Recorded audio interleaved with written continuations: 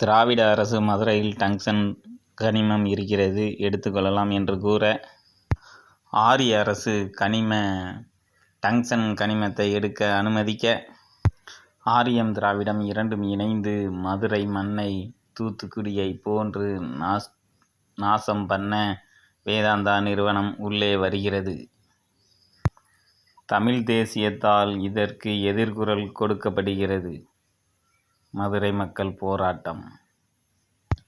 ஆரியத்தை ஆதரிக்கும் தமிழன் எதிர்குரல் கொடுக்க, திராவிடத்தை ஆதரிக்கும் தமிழனும் டங்ஸ்டன் சுரங்கத்திற்கு எதிர்குரல் கொடுக்க,